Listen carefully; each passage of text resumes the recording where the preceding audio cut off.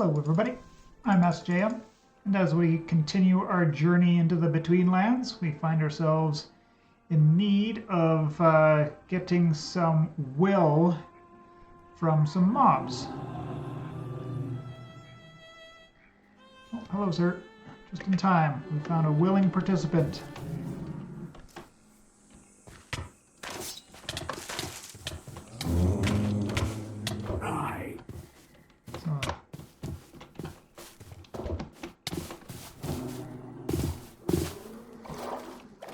Die before I can even get to him.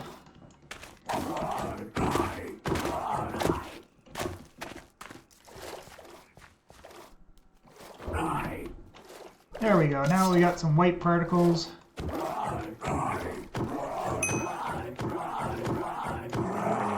when we kill him, he'll drop the demon's will. So you use your rudimentary snare. You just throw it at him like a projectile, and yeah, doesn't always sometimes it'll happen on the first throw, but that one obviously I think it took about 4 or 5 to get there. And then from there you'll get a demonic will with a random amount of will quality to it. So I've got one with 2.78, one with 1.2, one with 0.13, and one with 0.20. So once you've got your first couple of wills, you won't need the snares too much longer, but you will want to keep them around because you might need them for some other crafting later on. I got one left over. Where are we putting it? Maybe in here. That'll work.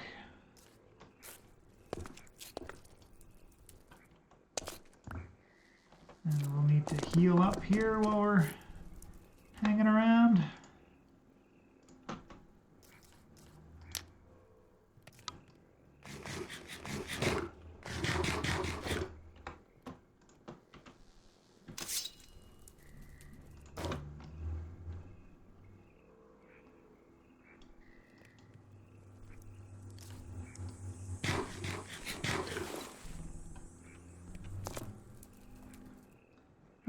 Now that we've got those, the next step that we want to go is, well, it's either the blood altar or the Hellfire forge. But I've already crafted this guy up. About 2 Simmerite ingots, an Octine ingot. You'll need some more rune stones from roots. An Octine ingot and a block there, and that'll get you a Hellfire forge where we can do our next stage of crafting. But also we can go and grab the blood altar at the same time as well. So that'll take a soaking pot, one of the wills, a couple of Octine ingots, and 4 rune stones. I'll just come over here and grab one of these. Let's use the one that's empty, I guess.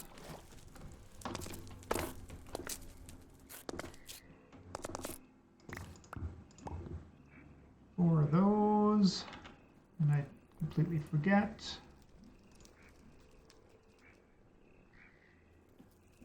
Just a second Octine ingot, I guess.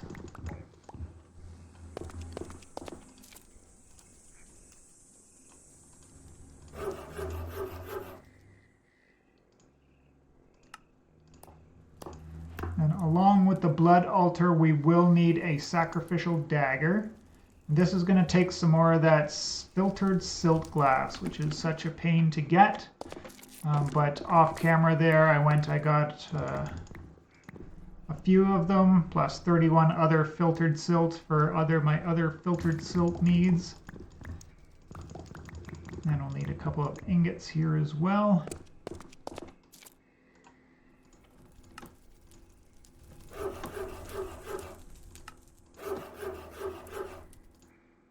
That will get us the sacrificial dagger. And like I said, I've carved out an area here to work on some blood magic.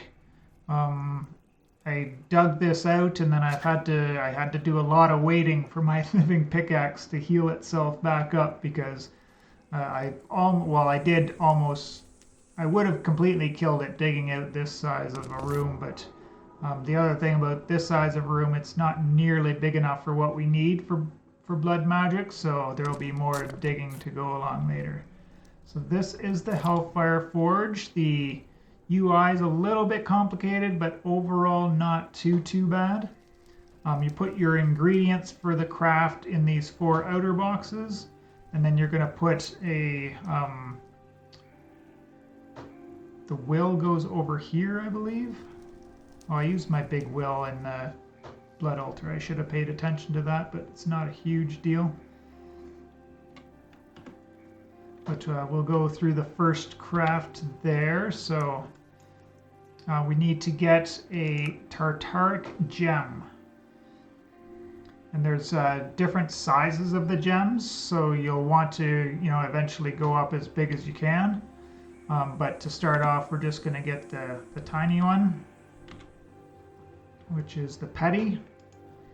That takes another filtered silk glass, some blue dust, another octine ingot, and a green dentrithist shard.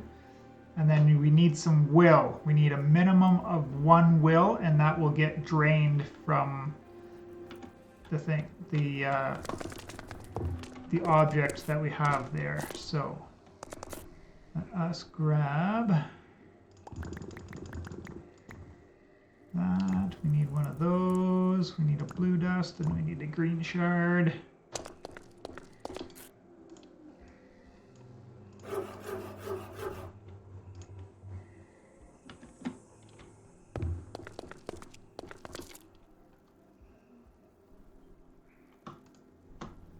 No. So over here is where we'll put the will to be to power the forge. We just throw our items in there, and it doesn't matter if that matches up to what you have, what it asks for here. So now this is down to 0.20, and we have a petty tartaric gem.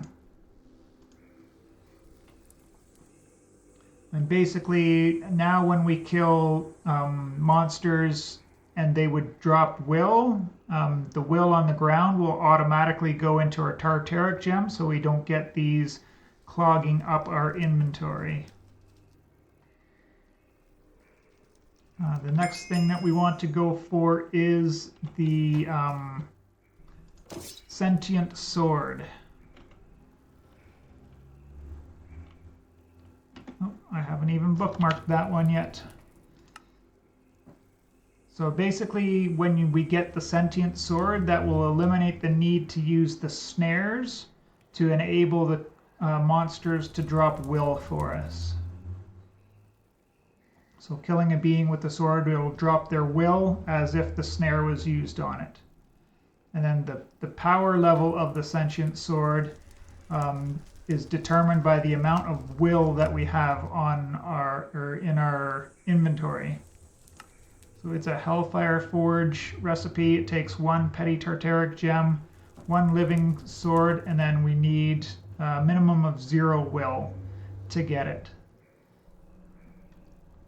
So the one thing that I can't do right now is, because I would want to get a second tartaric gem, which actually that's using that other will kind of came back and bit me for it. But I guess what I can do is we can just do the craft.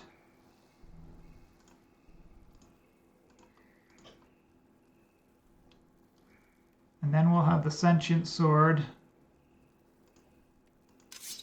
It only has 1 attack damage right now, but as long as we get the killing blow with it, then it's not a huge deal at all, right?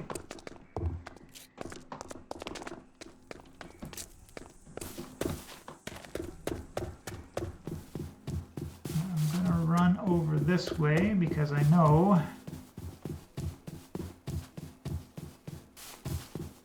there are some nice little crabs over here, because this is where I've been getting my filtered silt.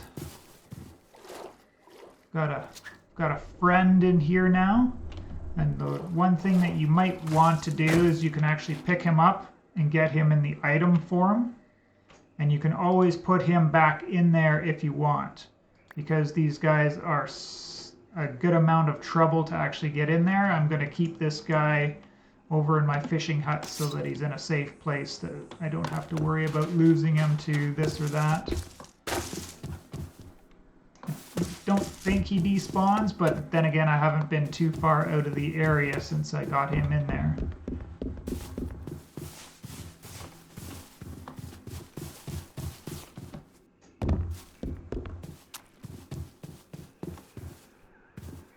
I guess it figures as soon as I want something to kill, there's nothing around to kill. I'll bring you guys back when I find some unwilling participants. I turn around and there we go.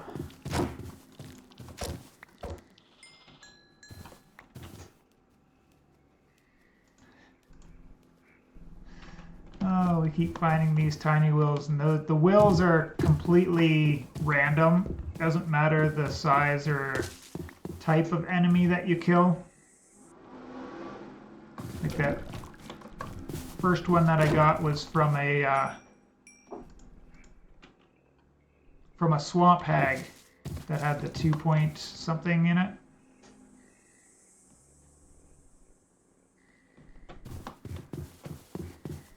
Now I'm 99% sure that these passive mobs will not drop any will. So that's something there. I'm going to run around and farm until I get one with at least one will in it so that we can get our second tartaric gem going. Alright, back from killing things with my sentient sword, and you can see how that can really get annoying after a while. Now I see all of these guys end up with 0.40, and that was from every single crab that I killed. And then I finally found a white, and he gave me one with one that was 3.8. So took quite a bit of grinding, but we finally got there. And we are just about ready. I got to get the ingredients. That's what I need.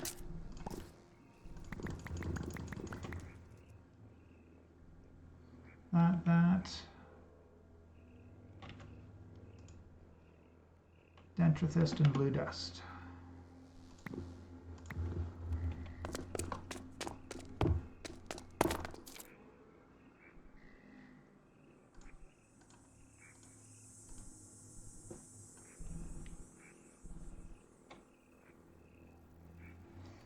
And you, oh.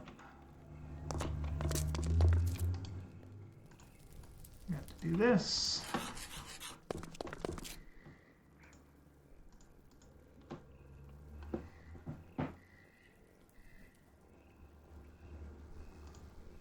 Now that I've got this guy again, we can proceed forward.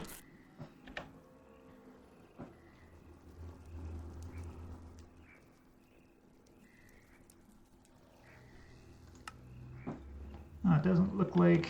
I kind of want to get the incense altar even before I do the blood orb, but actually, do I need the blood orb? Yeah, I need the blood orb to make the incense altar anyways, so we'll throw down our altar.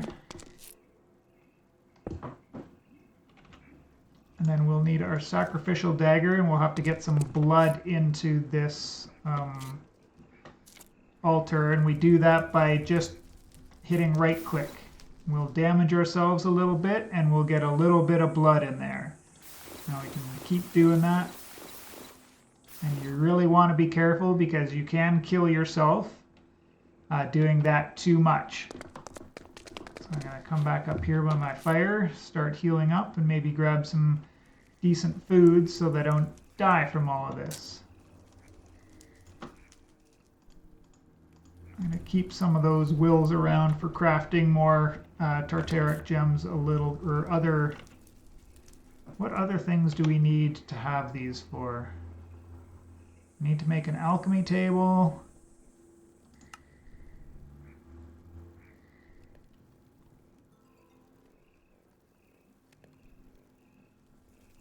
Yeah, and that's it. So I just need one actually. We can pull all these out. Doesn't matter which one we do there.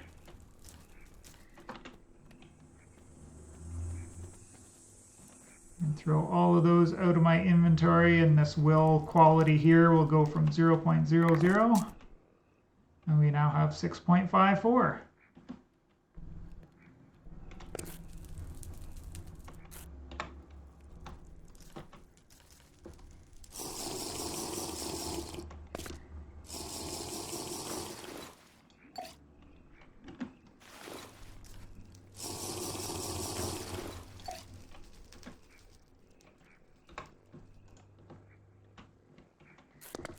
Go and a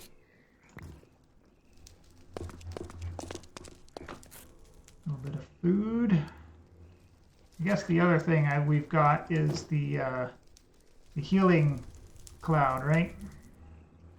So you can heal with several different ways to be able to get more blood into your altar.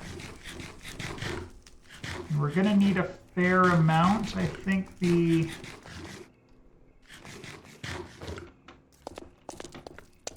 Magician's Orb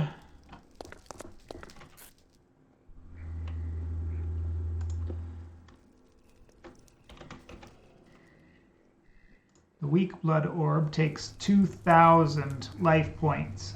That's what LP is there. So I think this needs to be completely full. Not 100% on that, but I believe it does.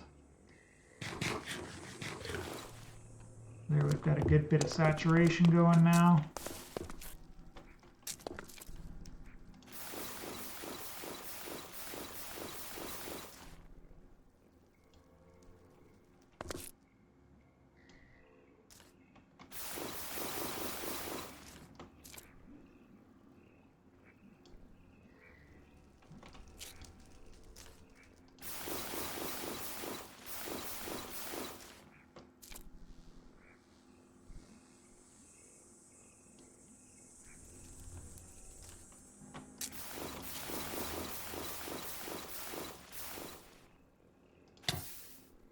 Aha!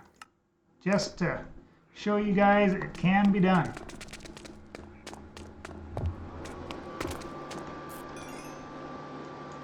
It's not hard to do it either. You just don't pay attention for a half a second and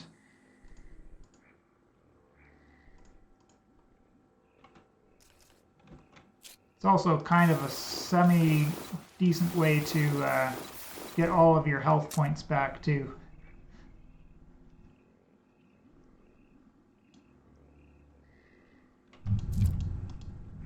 Okay, I don't want to do that. Alright, that looks completely full there now. Maybe I wasted a little bit, but that's not a huge deal.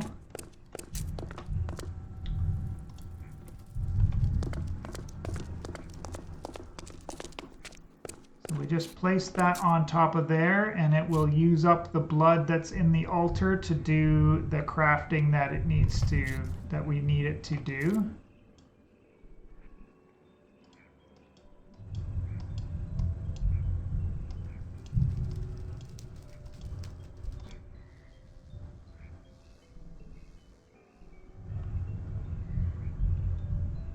Maybe this holds 5,000 at tier 0, or at tier 0. It's been a long time since I've played with blood magic, so I completely forget. Yeah, that hardly used any of it. So once we have the weak blood orb, you're going to want to right-click it, and that binds it to you and your blood network. So if you want, you can put this on there and you'll get these particles there, and that means it's absorbing some blood from your altar into the network. It's not fully required for right now, but some things later on you'll need to have that, to have blood in your network to do that, but not 1000% necessary right now. So I'm just not going to do that so we can get to some more of the other crafting. Put that guy away. And go back here. So we're going to want to get an incense altar. This is just going to give you a bonus for your self-sacrifice effects. And then the other thing that we're going to want to go towards is getting these runes as well. But first, before we do that, we're going to want to get the blank slates, because the slates are used in creating the runes. So in order to upgrade the rune altar, to upgrade the blood altar, we need rune blocks. And the first tier is crafted from blank slates, which is made by putting stone onto the altar that contains life essence. So if we look at this, it requires the smooth between stone, and it takes 1,000 LP per craft to get one of those guys. So off camera, I had seen that, so I've got a little bit ready to go. So we'll start doing some of this crafting there, and it'll take a minute or two to do each of the crafts, but we can look at doing the other ones while we're here, right? So the incense altar will be 4 more octane ingots, piece of sulfur, 2 more rune stones. Oh. Okay, so they don't destroy it, they just break it, or yeah, break it, so to speak. So we want to get this incense altar up and running.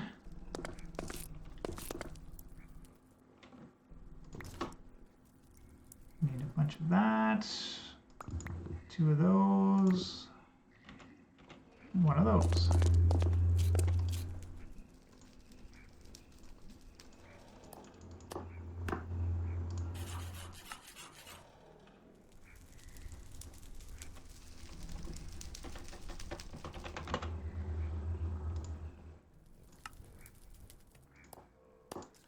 Whenever the blood orbs are involved in crafting, it doesn't get used up in the recipe, so don't freak out about that at this point. And so now that we've got some of those going, we can look at the recipe for the blank runes. Okay, and it tells you there the orb does not get consumed in this craft, right? Then you got to place 8 of these in a ring 1 block lower than the blood altar to upgrade it to tier 2. So each of these blank runes will require 6 smooth between stone and 2 runes. Then you'll obviously need the blood orb in there as well. So this is going to be quite a bit of crafting here, and we're going to need to get, you know, bunch of slates, so we'll need 16 in total to get the 8 to go around here, as well as 6 each, so 48 more smooth between stone to get all of those together. But to help us, we may as well take advantage of getting the bonus from the incense altar. So we'll just put this down. I'm going to put this one here for now. And basically, see how my sacrificial dagger, the icon on it has changed?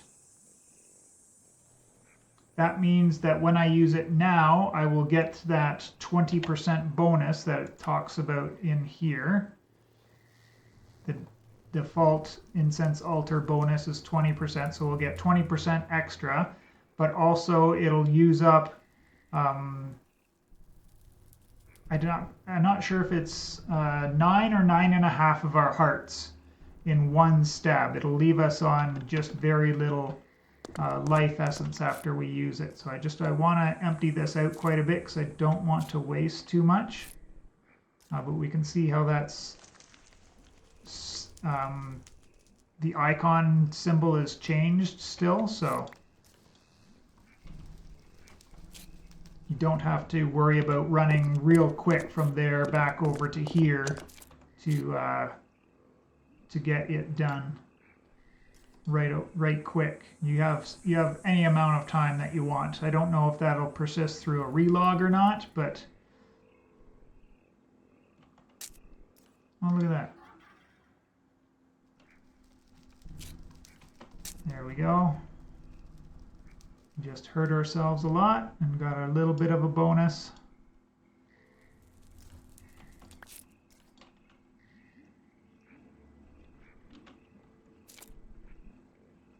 Got a first 8. The other thing to talk about, I guess, is that we can increase that bonus that we're getting from our incense altar. And we do that via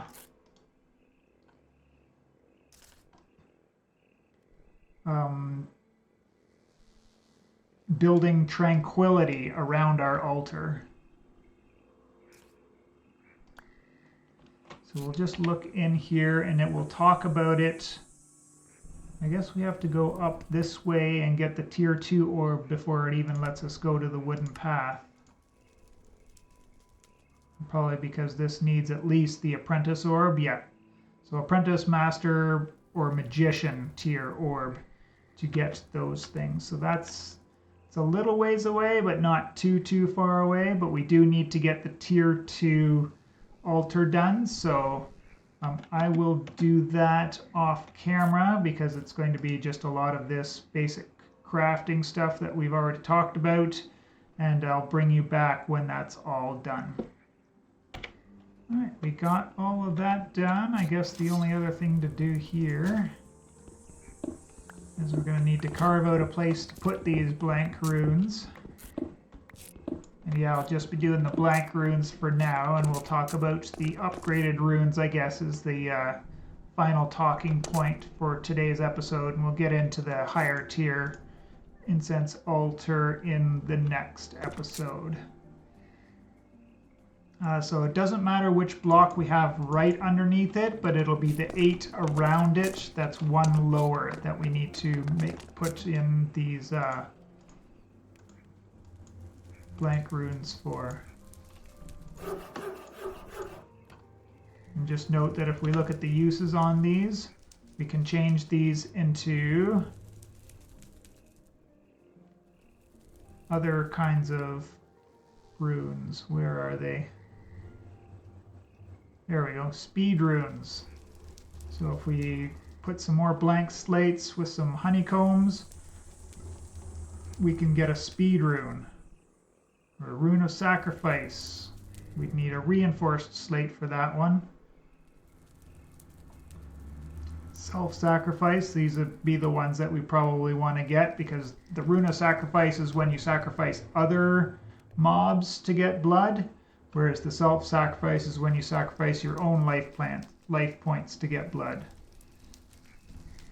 Displacement, capacity, all sorts of fun stuff in here. It's all kind of outlined in the book if you want to go through it. Although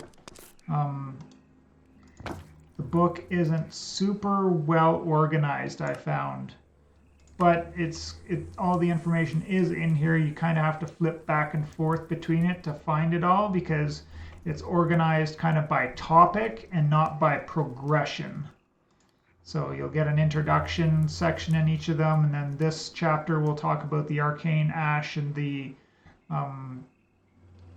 crafting that's done with this stuff. The architect will talk about the blood altar and all of the things about that, and all of your runes will be in here. and various, and then the Demon King one will tell you about the Hellfire Forge and the crafting that you do in there. And then the last one is about the rituals and what they give you there. But you can go through it and find out extra information if you're looking for it. But now that we have that, we can put these runes around here. You won't see much happen here, but if we had a divination sigil, we would be able to see that the capacity of our blood altar just increased. And that's handy for doing bigger crafts. And then we can also, it'll open up more crafting recipes as well, because we'll be able to get the apprentice blood orb. It is unfortunate that blood magic doesn't have like a crafting system where you use the previous tier blood orb to make the next tier. But if we get a block of green dendrithist and we put it on there, use up 5,000 of our life points, and we'll get an apprentice blood orb. So I'll be doing that between episodes so that we can get to the path blocks for improving our altar so that we can increase the bonus that we get from it. And as well, there are other crafts that we can do with the higher tier orb and the higher tier altar. So that's everything I wanted to talk about for this episode. I hope you all enjoyed, and we will see you in the next one.